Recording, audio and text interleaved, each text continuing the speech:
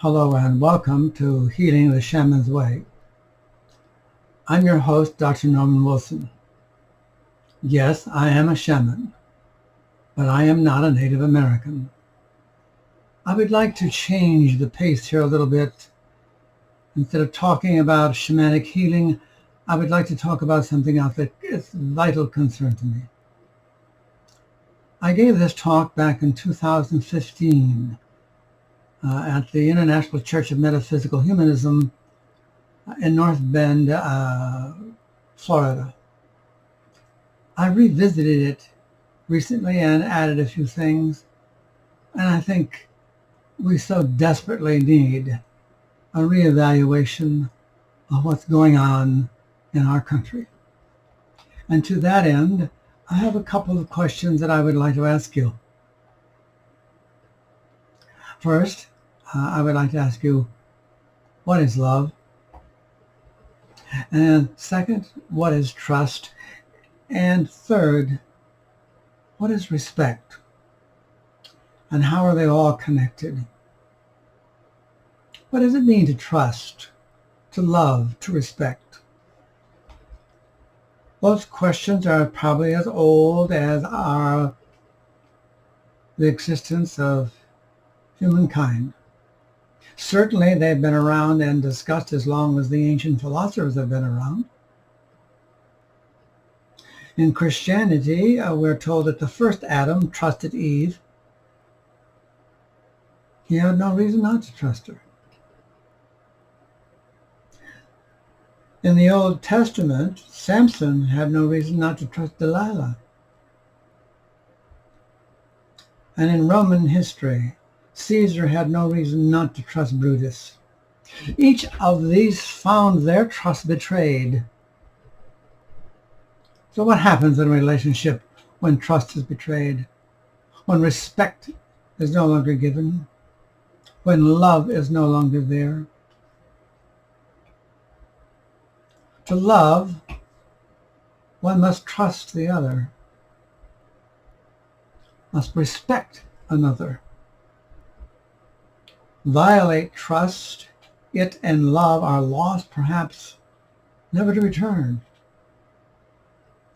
Respect sinks into oblivion. And if they do perchance return, they're not on the same secure footing as before. So how do you get them back? Sometimes you never can. In whatever case, you try to earn them back. You have to make regular installments, like you would at a savings account at a bank.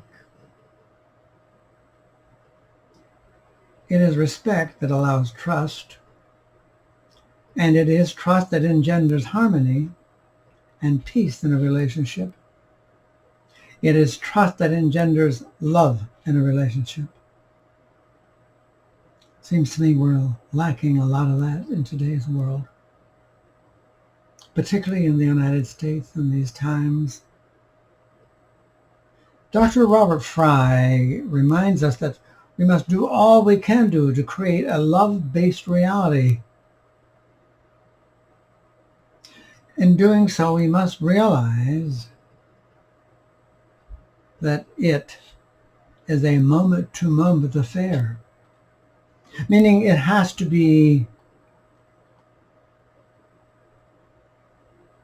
worked on. It has to be nurtured. So what is love? The word love has been so overused that its meaning is nearly vacuous.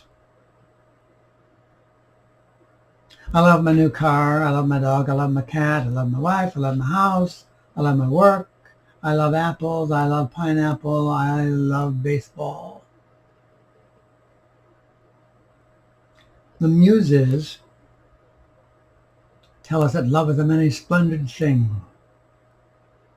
That love is what makes the world go around, and it's the greatest thing since sliced bread.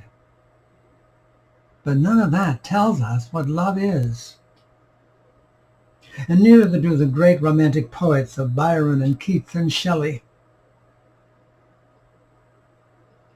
Love is an unconditional commitment. And because it is, many folks have reservations about a commitment and places restrictions upon love's natural flow.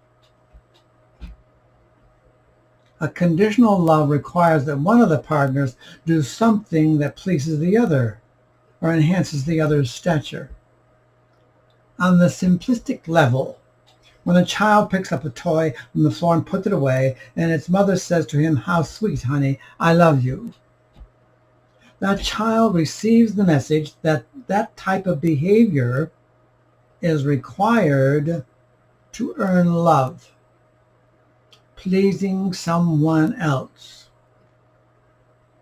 People who are people pleasers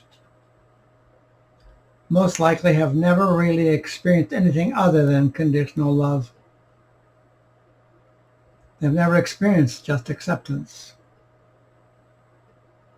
They've not experienced unconditional commitment. And what a box that is. The same is for mutual respect. In respect, there is no room for the bully.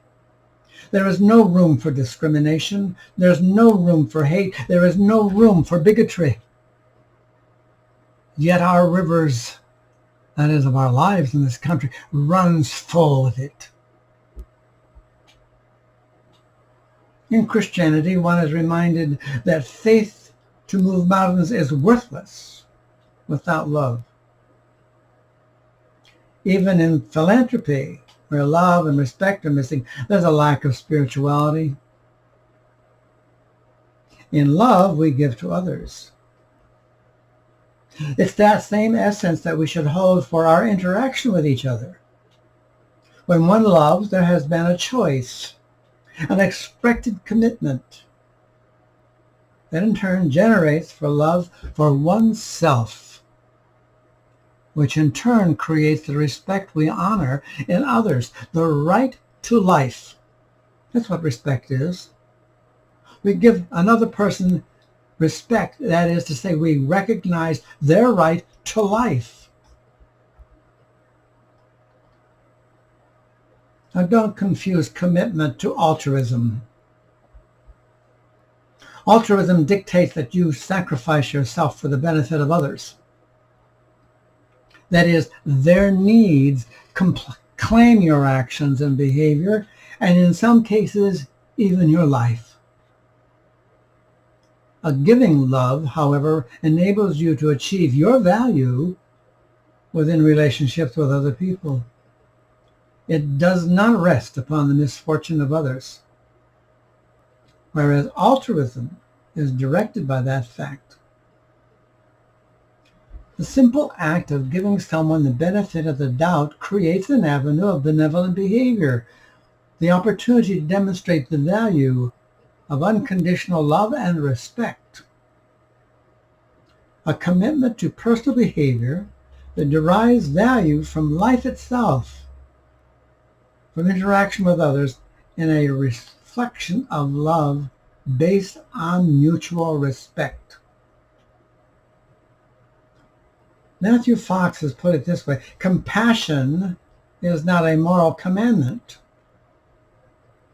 but a flow and overflow of the fullest human and divine energies is. That's love. That's trust. That's respect. Now, if you want to build a house of wood, you must also provide a hollow space within that house that is empty of wood. Thus, both wood and absence of wood are required to build a house. Building a respectful relationship is similar. The builder of respect must bring value, the wood, and time, the space, to the relationship. Same applies to love. To do otherwise results in a relationship that won't last, a friendship that will disappear. Respect will go down the drain. You can't function and exist as shifting sand. If you want a loving and personal, lasting relationship, if you want a relationship of respect. If you are like that shifting sand, there is no permanence. The love and the respect you so much want will slip through your fingers before you even have a chance to grasp it, to taste it, to savor its wonder. The late syndicated columnist Jim Bishop, in an inspiring essay called Love Something Apart, said it this way. He said, "Love is giving. It is the unification of two persons into one. It is possession and being possessed. It is the only thing that must be resurrected every day." And that's true for respect. You must give it every day, not just put it on the top shelf and forget about it. Love allows each of us to experience life and to connect in a positive way. Denying its existence and its experience and choosing not to practice it denies your spirituality. And that, my friend, is a sin. Denying your spirituality is a damnation of all that is human.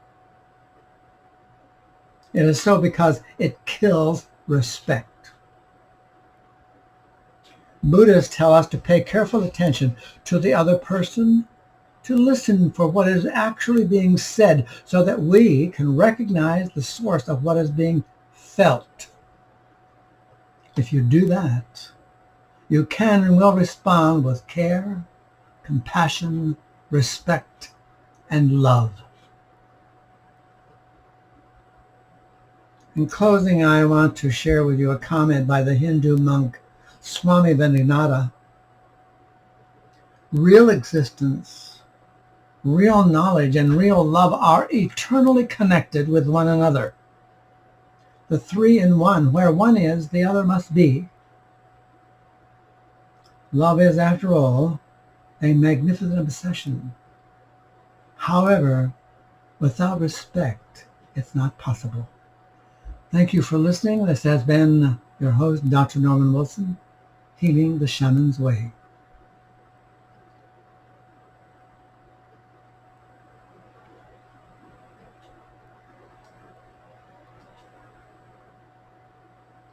It's taking me just a little time here to shut this down. I apologize for that. You have a good day, and namaste.